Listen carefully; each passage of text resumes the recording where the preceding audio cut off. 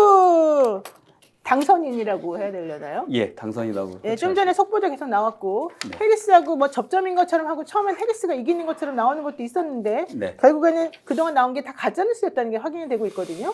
네. 저도 이제 많은 질문을 받았었는데 저희는 개인적으로는 그동안 트럼프를 찍거나 뭐 찍기를 생각하진 않았지만 이번 대선은 많은 쟁점이 있었는데요. 일단은 미국도 한국과 똑같이 먹고 사는 문제, 네. 또 안전의 문제에 대한 이슈가 가장 앞이었어요. 그래서 경제와 인플레이션, 국경 문제, 이민자 문제가 나왔는데 막판에 물론 이제 해리스 캠프에서 줄리아 로버츠도 뭐 등장시키면서 여성의 문제, 낙태 이슈를 끄집어내려고는 했지만 그랬죠. 이미 그 자체가 그 프라이어리티가 되지 못했다. 그게 또 그거고 이제 가장 큰 원인은 사실은 미국의 그 유권자 중에 67%가 백인입니다. 그 중에서 35%가 백인 남성, 네. 그리고 32%가 백인 여성인데, 그리고 이제 흑인이 15%, 히스패닉이 14.5%, 아시안이 한 5% 돼요. 네네네. 그런데 그 67%가 원하는 지도자는 사실 아직까지는 여성이나 또한 유색인종에 대한 큰 유리천장이 있다고 보여집니다. 근데 그걸 그렇군요. 겉으로는 절대 표현하지 못하죠. 아. 예. 그래서 그걸 뭐 히스패닉 이슈니, 뭐 코미디언이 프레르코썸에 쓰레기 섬 얘기했느니 이런 거로 같지만 그 근간에는 사실 미국은 아직 그런 준비는 안 돼 있다고 보여집니다. 사실 그런 것들 따지면 대한민국 최고인데요. 지난번에 박근혜 예. 대통령도 우리가 당선을 시켰고. 근데 그거는 네. 그 본질적인 문제이실 것 같은데 예. 어쩜 그렇게 8년 전 힐러리 클린턴을 이겼을 때랑 판박인가 생각을 해봤는데 네. 그때 들은 얘기가 지금 말하는 그 기본 구도의 문제 말고도 네. 후보 호감도도 의외로 작용을 했다고 네. 그러는데 가령 그 이제 트럼프 후보가 막 막말하고 예. 반지성적인 태도에 대한 문제가 있다고 네. 한다면 그 당시 힐러리 클린턴에 대해서는 사람들이 상당히 그 얄미워하는 네. 겉과 속이 다르는 예. 그런 거에 대한 것들이 쫙 퍼져 있었는데 네. 이번 해리스 후보에 대해서는 뭔가 미덥지가 않은 네. 그러니까 좀 내공이 얕아 보이는 그런 것들도 상당히 작용했을 것이다. 예. 이런 얘기도 뭐 어느 정도의 배경은 있습니까? 그렇습니다. 사실 민주당은 바이든 대통령의 그 인지력 문제 때문에 후보를 사퇴시킬 때 사실 경선을 했었어야 됩니다. 근데 그 해리스는 경선 과정을 거치지 않는 거예요. 그러니까 증명이 안 됐고 또 해리스는 사실은 민주당 후보지만 민주당 자체가 백인 노동자들이 옛날의 민주당이 아니라고 판단하고 있는 상황에서 해리스는 사실은 흔히 얘기하면 불암한 진보, 그러니까 진보 좌파라고 하는 강남 좌파 그런 인식이 강했기 때문에 우리 해리스가 우리 노동자의 편, 우리 중산층의 편이라고 인식이 안 된 겁니다. 그리고 그 가는 길도 굉장히 엘리트 코스들을 걸었거든요. 그렇죠. 예, 그렇기 때문에 그 굉장히 후보에 대한 한계가 있어서 물론 뒤엔 얘기지만은 민주당이 좀 더 경쟁적으로 했으려면은 경선했어야 되는데 지금 민주당이 굉장히 많은 걸 이제 놓치고 있습니다. 공화당은 이 선거를 통해서 트럼프도 4년뿐이 못해요. 그렇죠. 못합니다. 그러면 네. 사실 트럼프 정책 4년 있으면 또 끝나는 거 아닌가? 근데 그렇지 않고 공화당은 엄청난 인재들을 개발해냈어요. 이 선거를 통해서. 대표적인 게 제이드 벤스예요. 완전히 그러니까 부통령 네. 완전히 흑수저예요. 테네시에서 태어나가지고 오하이오주에서 마약 하는 엄마의 가정에서 할머니가 강제로 공부를 시켜가지고 예일대를 가서 엄청나게 나쁘게 될 뻔한 사람이 이제 성공한. 그래서 이번에 부통령 그 토론회에서는 압도적인 이 사람도 이제 트럼프처럼 좀 안 좋은 일이 프레임을 씌우려고 했어요. 상대방 네, 쪽에서. 네. 근데 그 팀 월즈하고 그 부통령 선거에서 엄청난 능력을 발휘하면서 이 사람이 크게 도움이 됐고 공화당은 이제 차기 40세 뿌지 안 된 네. 그 대통령 후보를 또 세울 수 있었고 또 요번에 이제 트럼프 주위로 모인 사람들이 네. 굉장히 반전주의자들이 많습니다. 아. 우리가 알다시피 트럼프 네오콘을 털어냈다. 네오콘 그러니까 대표적인 게 벤주도 그렇고요. 네. 제이드 벤주도 그렇고 또 이번에 인디펜던트 후보였는데 트럼프 지지한 분이 있죠. 로버트 주니어 케네디. 네. 그분도 그렇고요. 또 민주당 연방의원이었는데 트럼프 캠프로 와서 강한 역할을 한 사람이 털시 가바드라는 연방의원이 있어요. 이분들의 공통점이 뭐냐면 우리는 워싱턴의 정치 기득권자, 워싱턴 폴리티컬 이스태블리시먼트를 깨야 된다.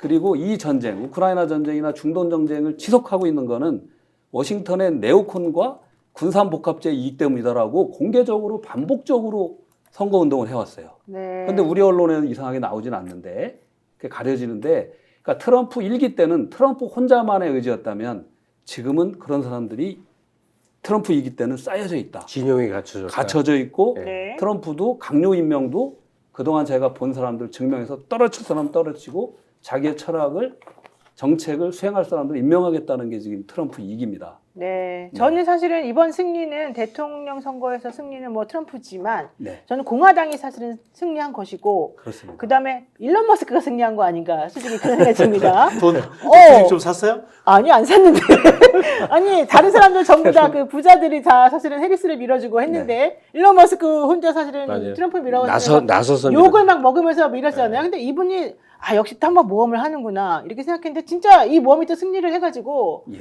아, 이 사람은 정말 투자의 기재다. 트럼프가 이렇게 말했대요. 미국에서 가장 중요한 사람이다. 일론 머스크는. 1등 공신이다. 오늘 저기 승리 연설할 때도 일론 머스크를 그렇죠. 엄청나게 칭찬을 했고요. 네. 일론 머스크가 보는 거는 일론 머스크는 어쨌든 그 한 1,500만 불 썼나요?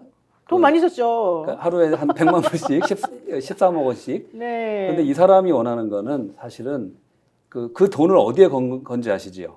어디다 걸었습니까? 수정울법 1조와 2조. 아, 하나는 언론 탄압하지 말라는 거예요. 그래서 그거는 우리도 참 그런데 꼭 해야 되는 거 아니에요? 본인이 X를 통해서 그러니까 그 트위터를 트위터. 통해서 겪고, 그리고 이제 해리스가 가끔 물가를 정부 통제해서 잡겠다.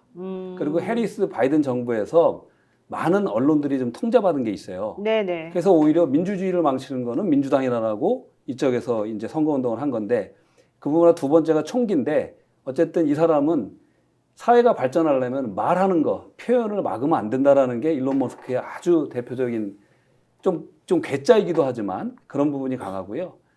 또 뭐 사업적으로는 이런 말도 있습니다. 사실 뭐 전기차보다 앞으로는 자율주행차가 더 클 거니까 네, 그렇죠. 그게 지금 민주당에서 규제를 하는 게 굉장히 많거든요.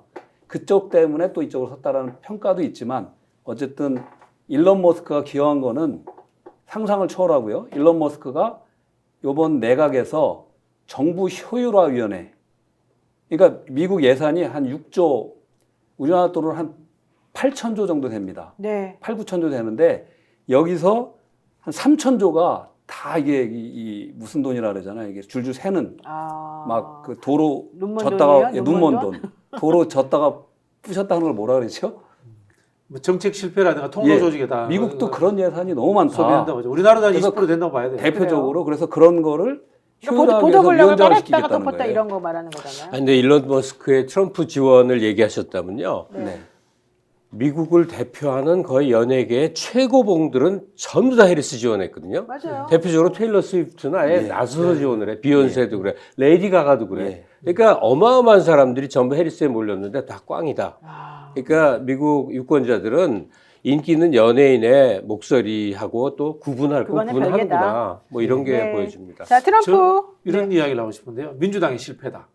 그리고 누가 진보이고 무엇이 진보인가에 대해서 다시 생각해보는 시대가 돼야 된다. 이 말씀을 드리고 싶은데요. 미국에서 이제 민주당이 클린턴이 집권하면서부터 민주당이 생각보다 미국의 주류가 돼요. 네. 주류가 되면서 IT 자본과 손잡고 유대계 금융 자본과 손을 잡는단 말이면서 그러면서 중도화 전략을 계속 써옵니다.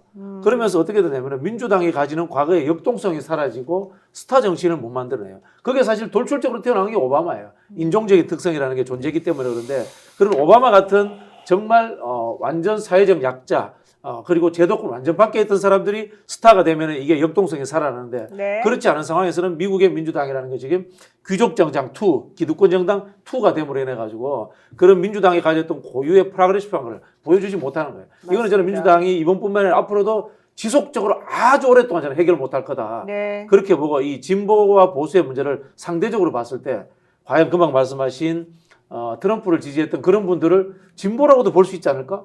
역동적이라도 볼 수 있지 않을까라는 우리가 발상의 전환을 할 필요가 있다. 네. 그런 생각이 들어요. 이거는 한국 사회에 던지는 함의도 있다라고 그렇게 생각을 합니다. 맞습니다. 그렇습니다. 예. 자, 미국 예선이 박빙이 될 것이라고 하는 예측이 있었습니다만 이런 예측은 정말 완전히 빗나간 것이었고 대선 여론조사는 정말 창피하다 이런 말을 안 할 수가 없는 상황인데요. 최대 13일까지 예견되었던 이 투표 결과가 하루 만에 사실 나왔고요. 결국 속보에서도 그냥 276명의 선거인단 확보했다 이런 네. 얘기 좀 하면서 이제 승리는 확인이 됐습니다. 자, 한번 싱크 들어보고 오시겠습니다.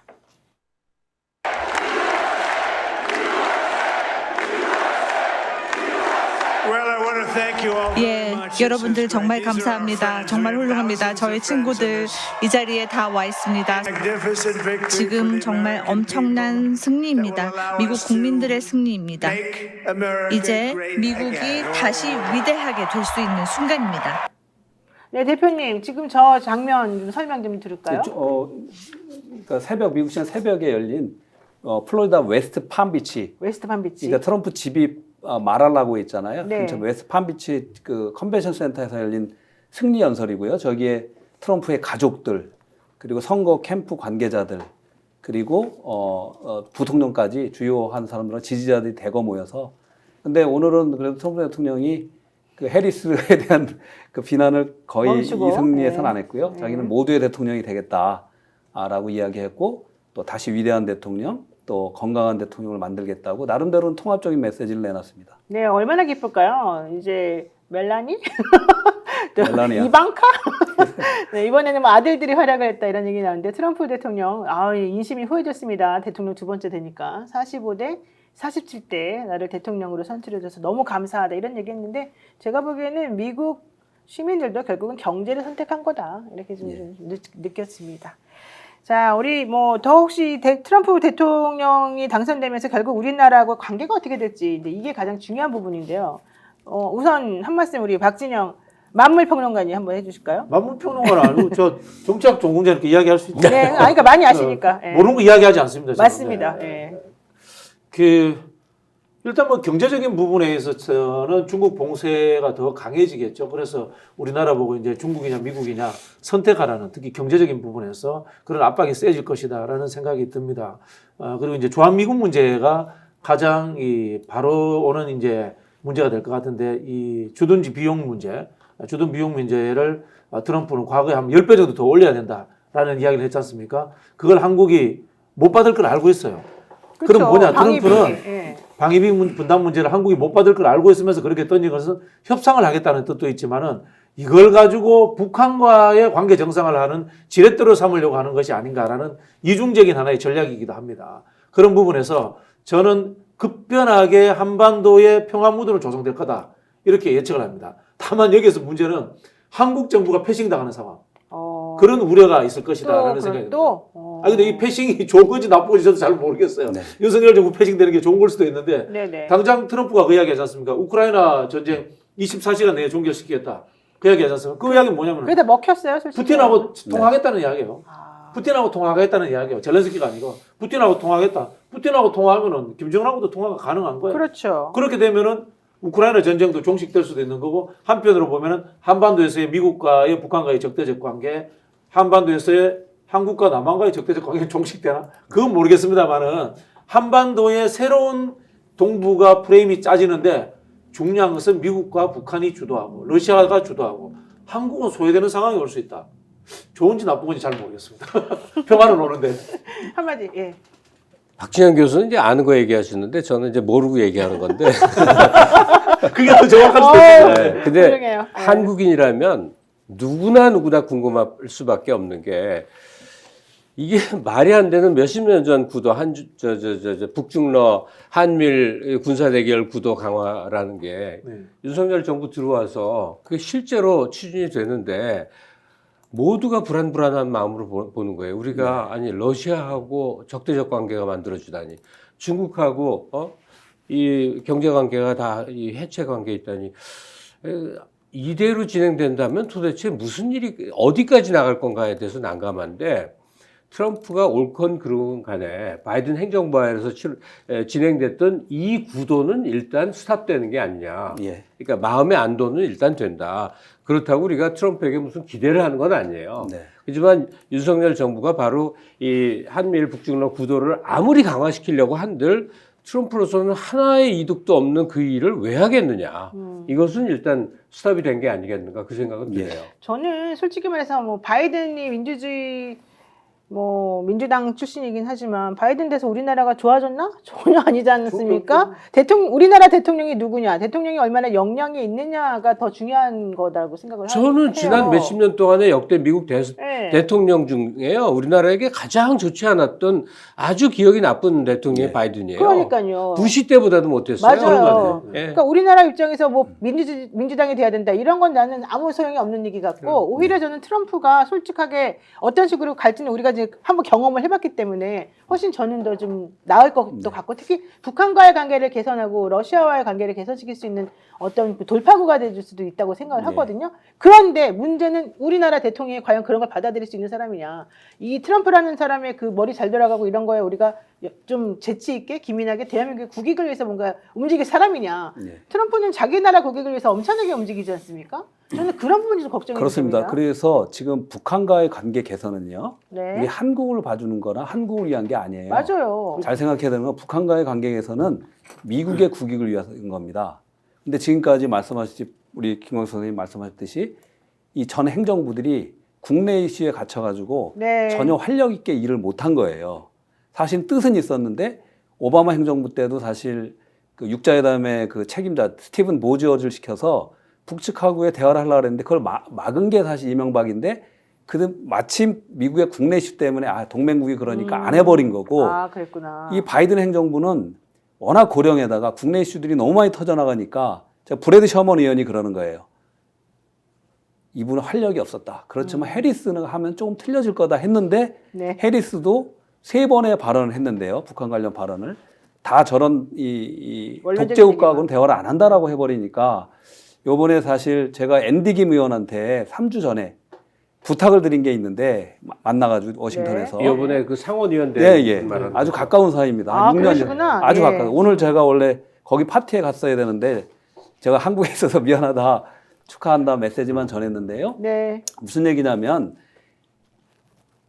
그러니까 한인 투표를 기준으로 해가지고 그러니까 트럼프를 찍는 성향은 보수 또 크리스찬 그리고 이제 복음주의자들 그러니까 동성애 반대하고 또 이런 거 있잖아요. 낙태 반대하고 그런 네. 분들이었지 그 외에 민주평화 세력이 트럼프를 찍는다는 생각은 있을 수도 없었는데 이번에 미국에 있는 많은 우리 코리안 유권자들이 한 140만 명 됩니다.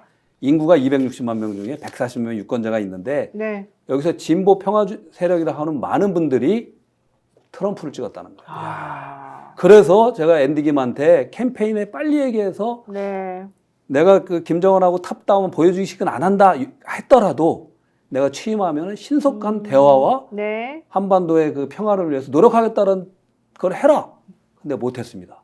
그래서 마지막까지 우리 K-팩에 전체 한 1000명 들어있는 방에 네. 논쟁이 벌어지는데 제가 볼 때는 많은 분들이 트럼프를 찍었다고 보여집니다. 사실 최 선생님이 그걸 아시나 모르겠는데 예. 우리나라에서 이 태극기 부대라고 보통 부르는 이제 극우 연세 많으신 분들은 어떤 그 통로를 통해서 의견 통일을 해요. 네. 황교안 만들어 이거 다 의견 통일해서 만든 거거든요. 아, 그래요? 뭐 계속 그래요. 근데 요번 미국 대선에 네. 완전한 의견 일치로 너무나 희한하게 해리스 아, 그분들이 우리나라 태극기 그분들이 우리나라의 극보수들이 그럼 그분들은 아는 거예요.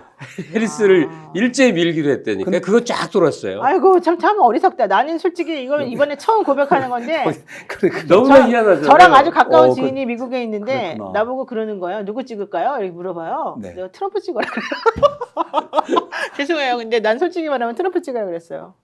그럼 잘했어요. 잘했죠? 잘했습니다. 잘했죠? 저도 그랬는데. 그렇죠? 예. 우리 때문에 됐나? 아니, 바이든을 워낙 또 싫어하기도 했고 트럼프가 되면 적어도 한국 대통령이 거기 가서 팝송 부르는 일은 설마 안 생기겠죠. 못 볼 일은 안 생길 거예요. 자, 사실은 제가 좀 더 거기서 설명을 드리면요. 네.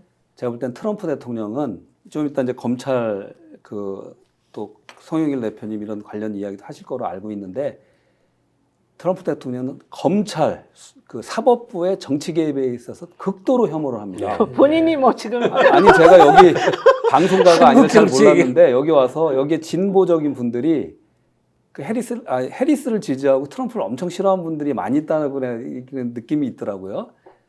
잘 몰라서 그래요, 진짜. 그러면서 이제 그 원인은 뭐냐면 트럼프의 이제 막말 또 품성 문제 또 대책으로 말씀하시는 것이 이게 한국의 윤 대통령하고 똑같다 이거예요. 그래서 제가 대답을 이렇게 합니다. 완전히 틀린 분이다. 아. 한 분은 술을 절대 안 드고 콜라만 드시는 분이다. 아. 트럼프. 이쪽 분은 안 그렇다고 들었는데 트럼프 고주망태예요. 대통령은 왜 이러세요? 그래서 지금 78세가 됐음에도 불구하고 저렇게 정정하고 유세를 900번을 했어요, 이번에. 와. 해리스하고 완전히 비교될 정도로 하루에 그냥 몇 군데를 하면서 유세, 다 발로 뛰는 유세를 한 거예요. 네. 그리고 또 하나는 이분은 완전히 반전, 염전 사상에 철저한 사람이에요. 예. 그래서 그 주변에 아까 말씀드린 그런 사람들, 반네오콘, 반군산복합체를 대놓고 얘기하는 사람들을 자기 측근으로 세우는데 한국의 이분은 어떠세요? 그냥 이념, 색깔 뭐 이렇게 해가지고 다 갈라치고 지금도 전쟁의 위기가 빠져 있잖아요. 네. 그래서 모든 동포들이 우리 조국을 지금 걱정하고 있는 그럼요. 상황인데 예. 그런 상황입니다. 그리고 또 하나.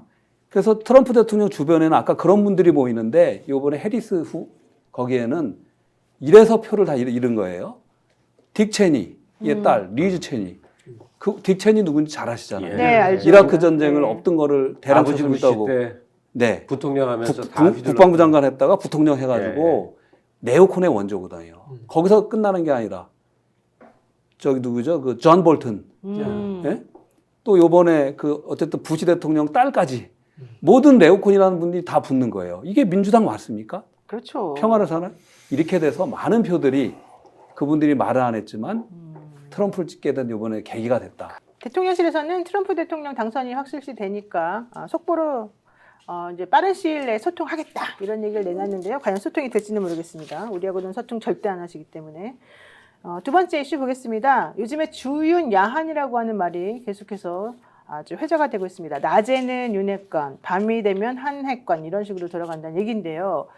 현실적으로 그런 식으로 지금 진행이 되는지는 잘 모르겠습니다만은 내일 있을 윤석열 대통령의 기자회견이 상당히 중요한 의미가 있을 것으로 지금 생각이 듭니다.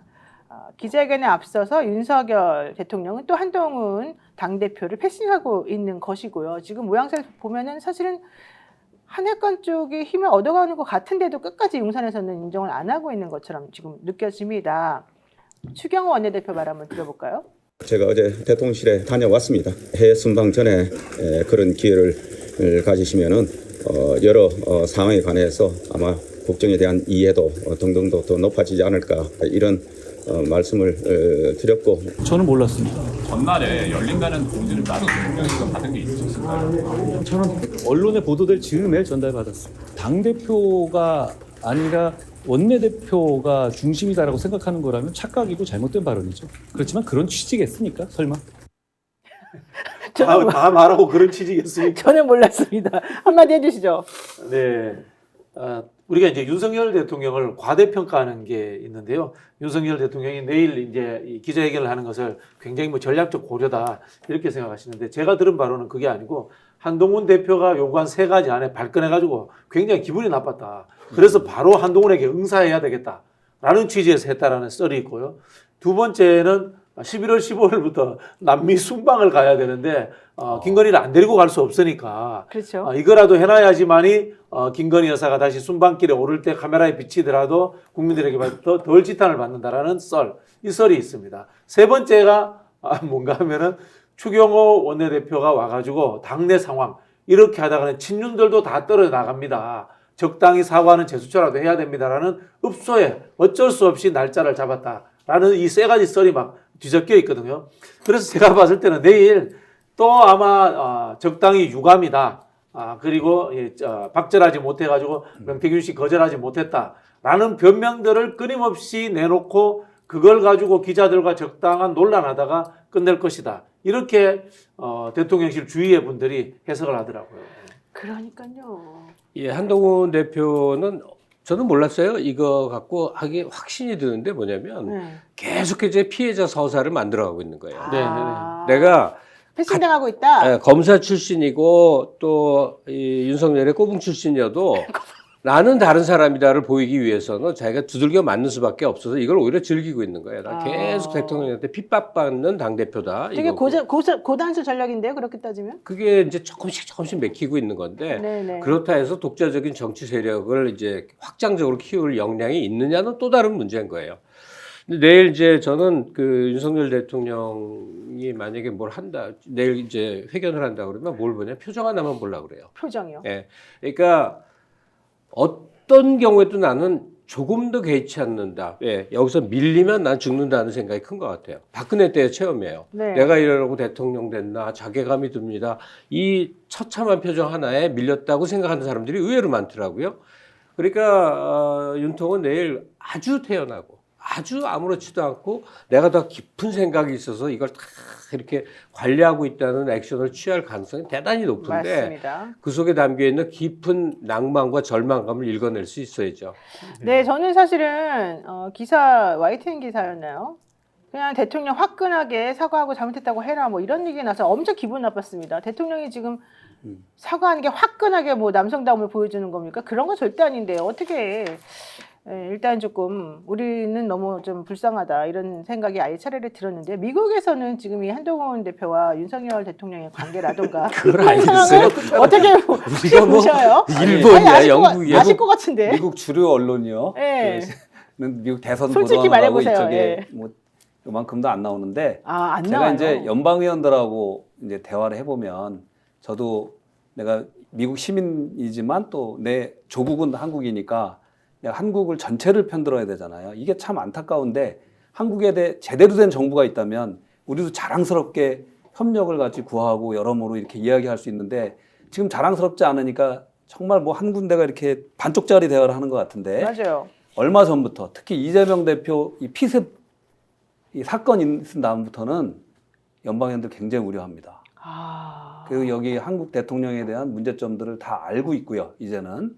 그리고 어떤 의원은 우리 한반도 평화법안을 발의한 의원은 나는 안전하느냐, 너는 안전하느냐. 그런 말까지 물어보고요. 얘 잘못하면 윤석열 정부가 특히 언론 탄압 또 야당 대표에 대한 이 테러 위험 이런 부분들에는 잘못하면 미국에 청문회 쓸 수도 있어요. 이 정부 잘못하면은.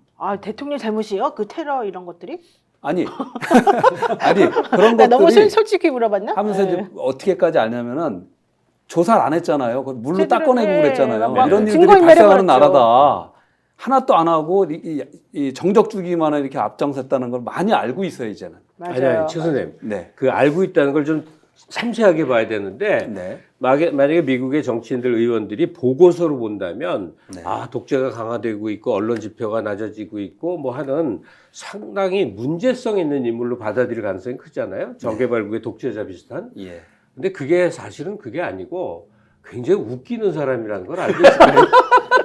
아마 이제 아메리칸 파이 불렀는데 알겠죠? 굉장히 웃긴다는 걸 아마 제가 볼 알까요? 때는 윤석열 대통령이 그 바이든하고 가까워지려고 여러모로 노력했던 것 같고요. 트럼프 쪽은 아니었던 것 같아요. 그래서 아까 말씀드린 게 복합적인데 트럼프 대통령은 이런 스타일에 대해서 지금 굉장히 분노하고 있다고 제가 들었어요. 예, 그렇게 갈 확률이 큰 것 같고요.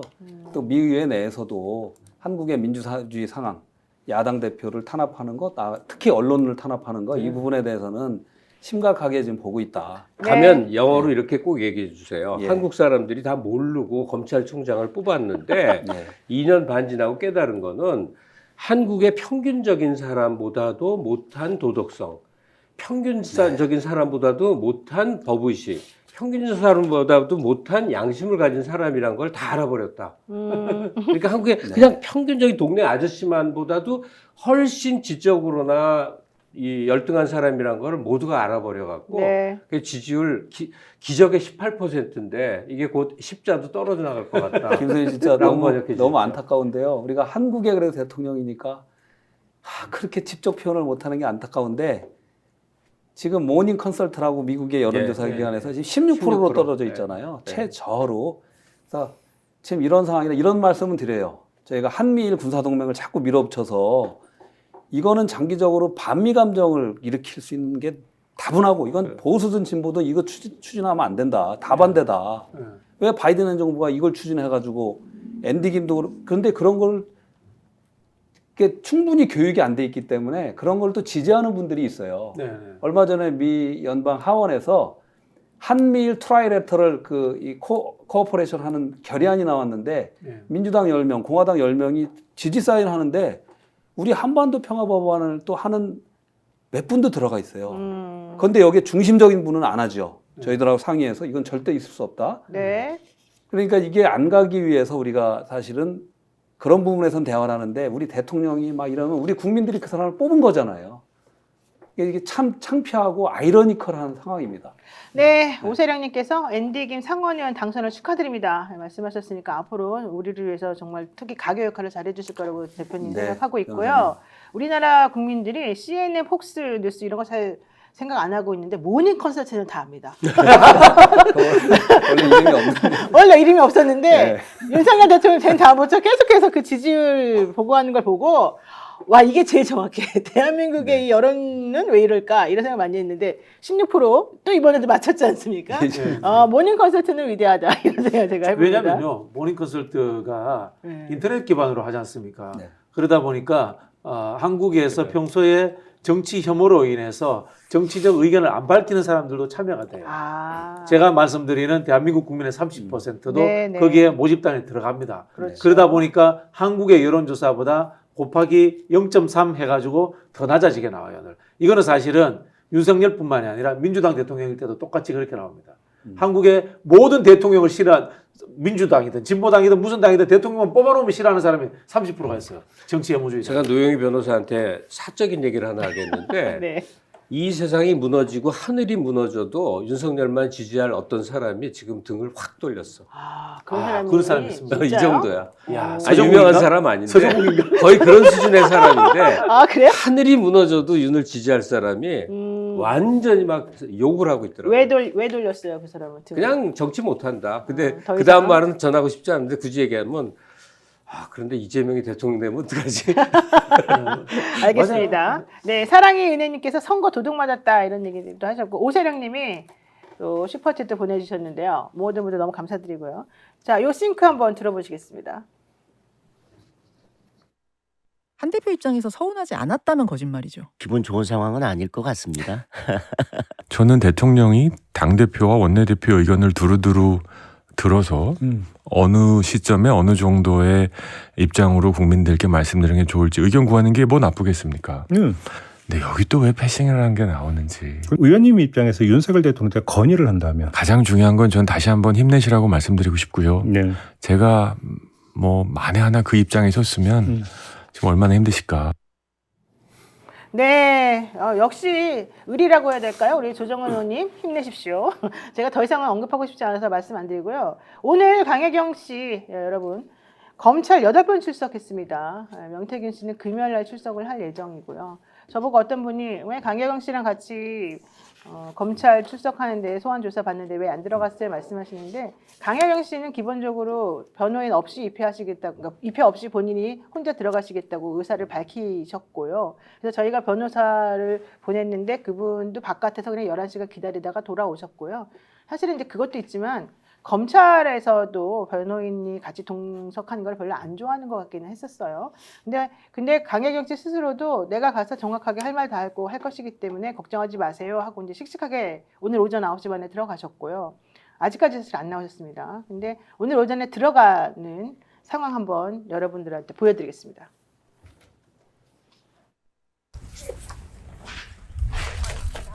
한번 서주셔서 입장 한번. 죄송해요. 늦어가지고 지금 바로 들어가야 돼서. 시간 아닌가요? 아닙니다. 지금. 이쪽에 한 번만 서주시죠. 앞쪽으로. 죄송합니다. 제가 조사받고 나중에 인터뷰를 할게요. 죄송합니다. 인터뷰해 주시는 건가요? 나중에. 명태균 씨가 어제 강혜경 씨가 다 한 일이라고 하던데 혹시 그거에 대해서는 하실 말이 없습니까? 나중에 제가 조사 다 받고 말씀드리겠습니다. 수고하십시오. 그래도 변호사 없이. 네, 사실 제가 강혜경 씨 법률 대리인이어서 상황을 정확히 알고 있는데요. 강혜경 씨 스스로가 내가 검찰에 가서 조사를 하고 말씀드릴 게 많으니 나를 불러달라 이런 얘기도 사실은 하셔서 8번의 조사가 뭐 전부 다 타의적으로 이루어진 거는 사실은 아니고요. 오히려 지금 강혜경 씨가 가지고 있는 자료가 너무 많아서 그 자료들에 의존해서 검찰에서는 수사의 방향을 좀 많이 잡고 있는 상황이라고 제가 알고 있습니다.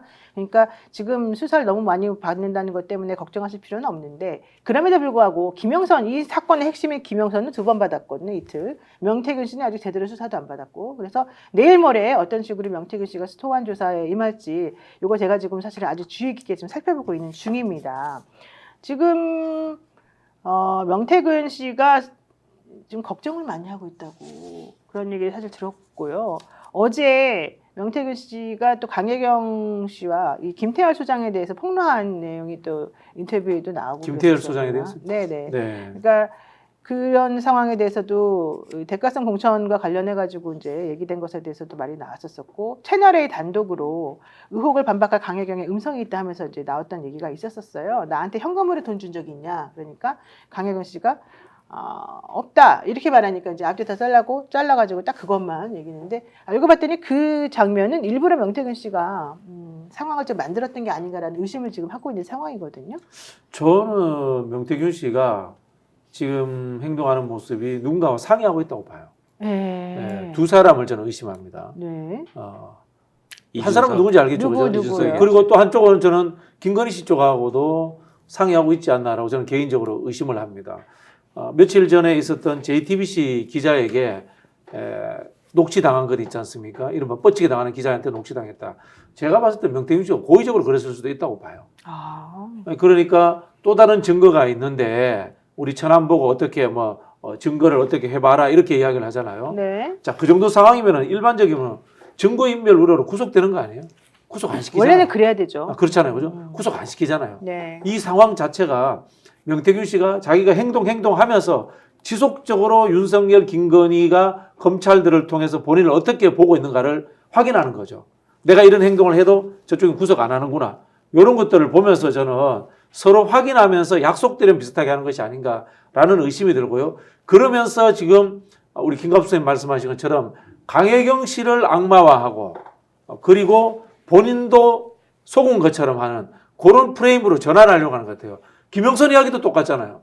명태균도 그렇게 움직여요. 명태균은 처음에 강혜경 씨에 대해서 비판적인 이야기를 안 했단 말이에요. 그러다가 갑자기 그런 흐름으로 잡혀갑니다. 그리고 보수 언론들도 그렇게 하고요. 그래서 저는 검찰, 김건희, 그다음에 명태균, 김영선 이런 흐름들이 잡혀가는 것에 대해서 상당히 의심을 합니다. 지금 말씀을 쇼츠로 만들어서 전국에 뿌리는 게 아니구나. 올려야 돼요. 너무 네. 중요한 얘기인데 저도 한 인생 살다 보면 막 자연 발생적으로 막 벌어지고 있는 일 같은 게 사실은 정교한 배경을 갖고 만들어지는 것도 참 많이 봤거든요. 맞아요. 네. 그럼 지금 이게 뭐냐면 난 남이 장군 시 올린 걸 보면서 확신을 얻었어요.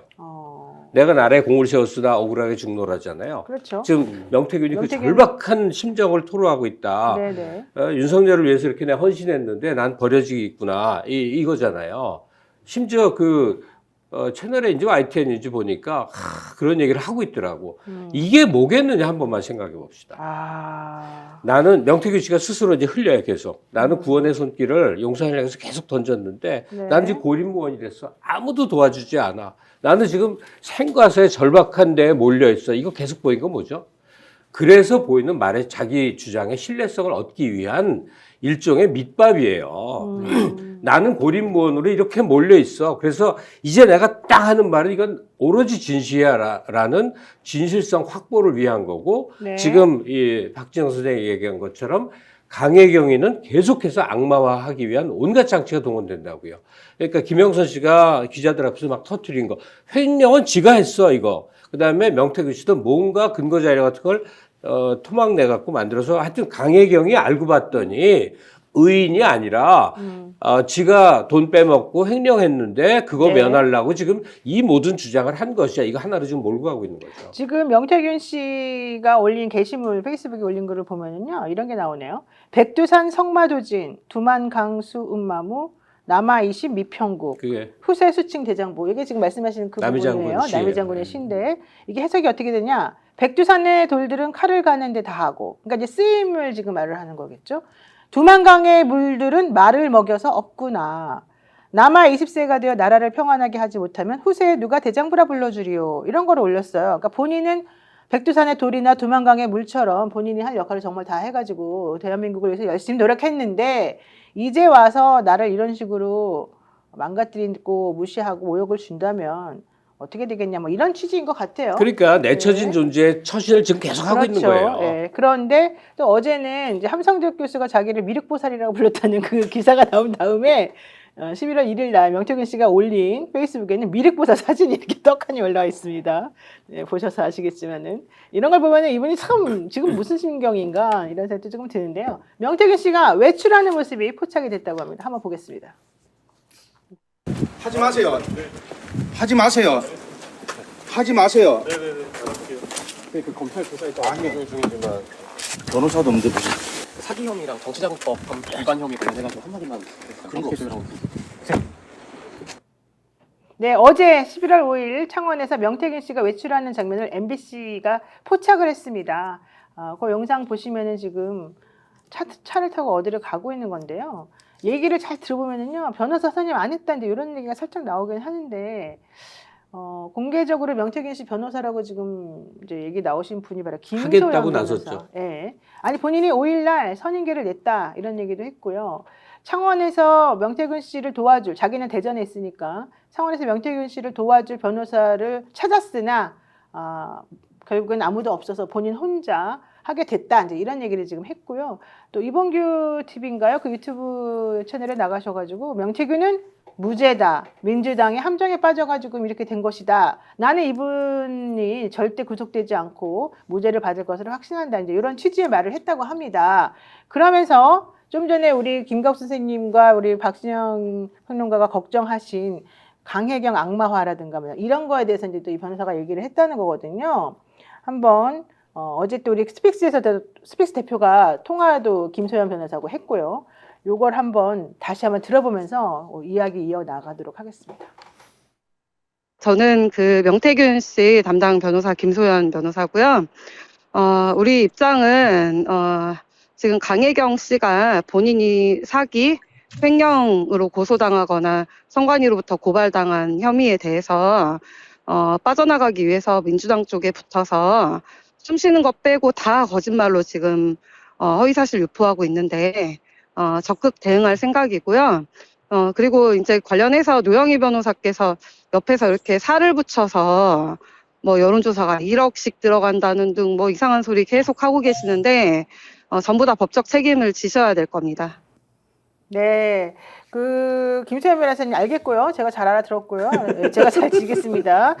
그리고 김소연 변호사가 인터뷰한 내용을 보니까 본인이 너무 바쁜데 이 자료도 너무 방대하고 검찰이 오라 그러니까 또 열심히 가긴 하겠는데 검찰 소환 조사가 좀 늦춰졌으면 좋겠다 이런 말도 하기는 하던데 열심히 하십시오. 자료가 너무 많다고 하니까. 이봉규 TV가 윤석열이 애청자입니다. 아, 그래요? 네, 이봉규 TV가 지금 많은 유튜버들이 친윤에서 친하도로 옮겨갔는데 마지막까지 남을 유튜버가 이봉규 TV라고 합니다. 그 이유 중에 하나가 윤석열 대통령 개인적으로 친하대요. 이봉규 씨가? 네네네. 그런 거거든요. 그런데 김소연 변호사가 거기에 출연했다. 느낌 착 와닿지 않습니까? 네. 그런 흐름이 잡힌 거예요. 그러니까 지금 김소연 변호사가 선임계를 내서 선임이 된 됐대요. 건지 아닌지. 됐대요. 본인이 이제 인터뷰를 한겨레 기사에도 나왔어요. 그러면 명태균 씨가 지금 가고 있는 방향이 바로 읽히는 거죠. 알겠습니다. 그렇죠. 네. 자, 김소연 변호사 과거 페이스북에 이런 글이 있다고 합니다. 민주당과 이준석 등 반윤 세력들이 이제 노영희, 장성철, 김준일입니다. 이런 사람들은 서로 이해관계가 맞으니 저기 노란색으로 표시되어 있죠? 네. 재밌다. 저게 11월 3일날 올린 글입니다. 이것이 네네. 진정 공익신고자 보호입니다라고 말하면서 민주당과 이준석 등 반윤 세력들, 노영희, 장성철, 김준일 서로 이해관계가 맞으니 실제 일 저지른 자들인 김태열 대표와 강혜경을 공익제보자라며 보호하면서 명시를 악마화했습니다. 이렇게 주장하고 있는데 이게 황당무계한 게 이준석 의원은요. 명태균 씨를 악마화한 적이 한 번도 없습니다. 명태균 사장님이라고 꼬박꼬박 부르면서 명태균 씨 보호를 지금 가장 유일하게 하고 있는 정치인이 이준석 의원이에요. 근데 왜 우리 김소연 변호사님께서는 이준석에 대해서 명씨가 애초부터 이준석의 간사한 현올림에 칠불사 홍매와 코 파는 사진으로 경고를 날렸음에도 이준석은 명씨가 자신을 공격하지는 못할 수준으로 적당히 두둔하는 척하면서 은근히 대통령 부부를 명씨가 다 휘두른 것 마냥 사실관계를 왜곡했다 이렇게 지금 주장하고 있는데 저런 글은 어떻게 생각하십니까? 이게 너무 웃긴데 나는 저번에 쓴 것 때문에 오히려 이준석 대표 칠불사 홍매와 코 이게 파는 사진 국민의힘의 친윤들의 이게 입장. 수준이에요? 입장이에요? 입장이에요? 입장이에요. 지금 입장인 거고 제가 이제 확인을 해보니까 친한 아까 우리 그 이야기했잖아요. 뭐 낮에는 친윤, 주윤 야한 야하다. 친한 없습니다. 친한 제가 확인한 없어요? 바에 딱 2명 있습니다. 아까 나왔던 장동혁조차도 윤석열 쪽에서 전화 통해 바로 반대로 움직일 수 있는 사람인 거고 실제로 확인된 거는 진종호, 배현진 정도다. 뭐 이 정도 확인이 되고 있고요.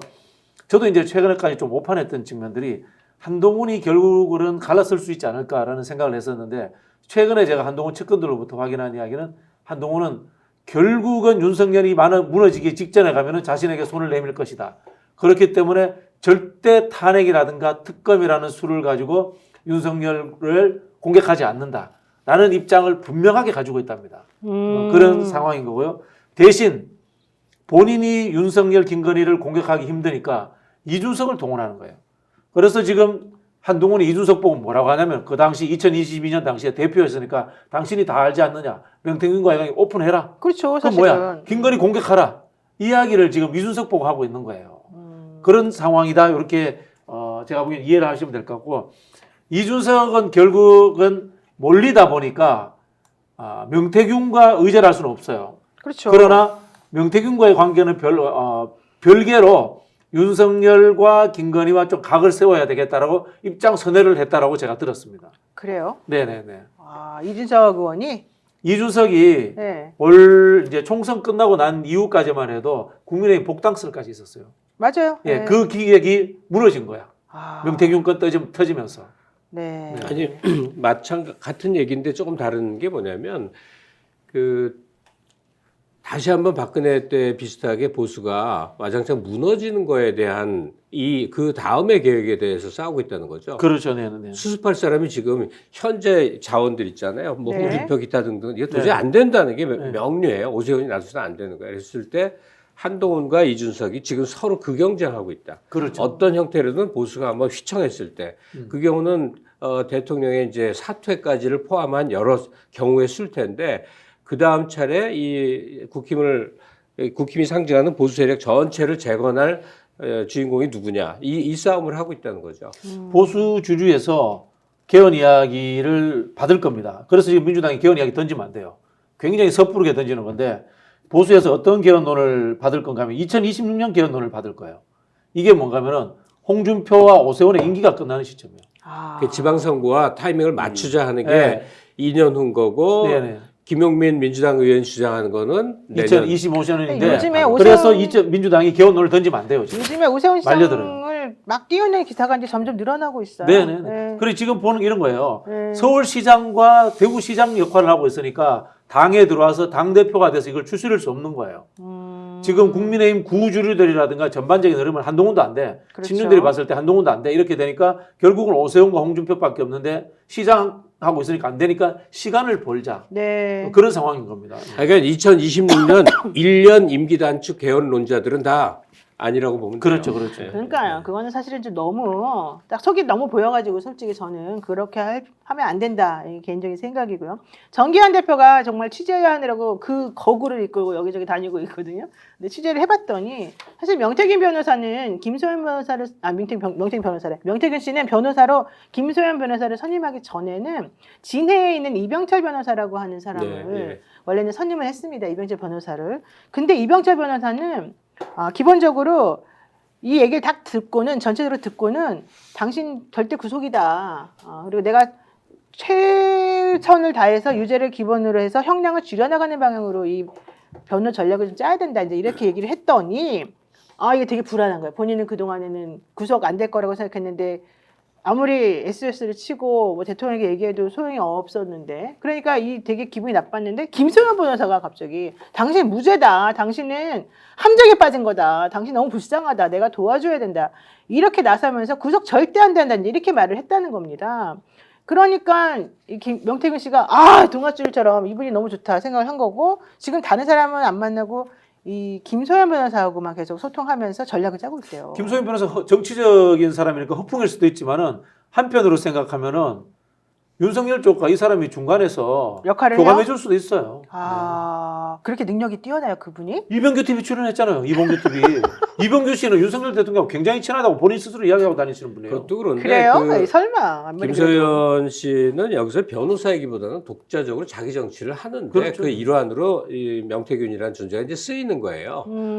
그러니까 명태균 씨 입장에서 보자면 이제 윤과 같이 죽을 것이냐, 네, 그렇죠. 아니면 자기 나름대로 죽든지 살든지 별개의 존재로 남을 것이냐의 선택인데 지금 김소연 변호사를 선임해서 함께 간다는 의미는 윤의 몰락과 함께 자기도 인생 이제 망가지는 그 방향성이라고 밖에 볼 수가 없죠. 네, 지금 우리 민주 대표님 이해를 하고 계십니까 이 상황? 더 잘하실 것 같은데요. 사실 외부가 더 객관적일 수가 있잖아요. 외국에서 오신 분들이요 네. 유튜브를 통해서 더 잘하세요. 맞습니다. 제가 여기 나온 것도 사실은 미국에 있는 많은 동포들이 미국뿐만 아니라 해외에 한국의 유튜브를 봅니다. 아. 그래서 이거를 통해서 아까 미국에서 진행된 한반도 평화법원이나 미의회나 이것도 알려서 그분들이 우리 함께 했으면 하는 마음이 제가 있어서 여기 출연한 건데요. 네. 사실 이렇게 조국에 관심이 많은데 한국의 유튜브들을 굉장히 많이 심취한다. 그래서 지금 이런 방송들이 진실을 알게 하고 또 용기를 갖게 하는데 굉장히 중요한 방송입니다. 맞습니다. 저도 하나 질문이 있는데 그러면 요번에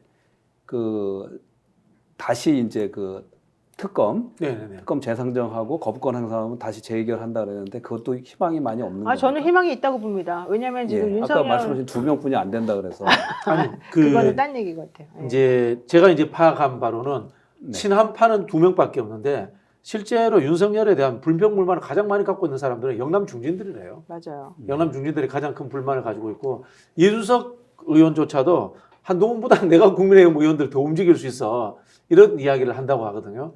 결국은 뭐냐면은 저는 이게 이재명 대표의 재판과 연동돼 있다고 봐요.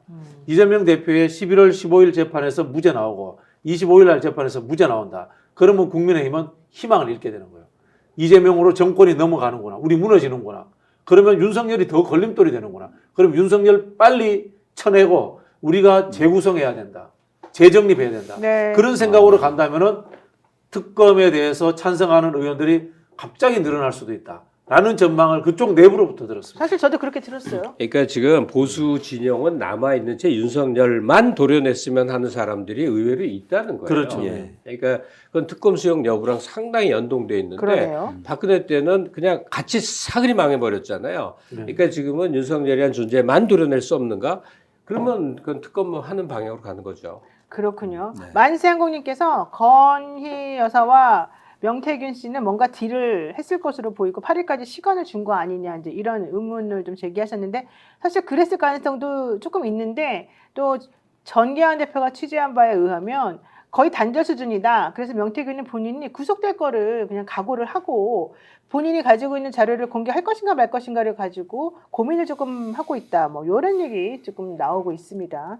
현실적으로 제일 중요한 거는 대통령 영부인과의 그런 관계성, 공천 개입이나 국정농단에 뭔가 있는지 이제 이런 것들이잖아요. 지금 명태균 씨 소환해서 수사하겠다는 게요. 네. 2022년 6월 보궐선거 때 회계에서 파생된 거지 81회 대통령 선거 여론조사한 거, 김건희, 윤석열 쪽에서 돈 안 준 거, 그다음에 그것과 대가성으로 김영선이 공천 받았다 이거 조사하고 있는 게 아니에요.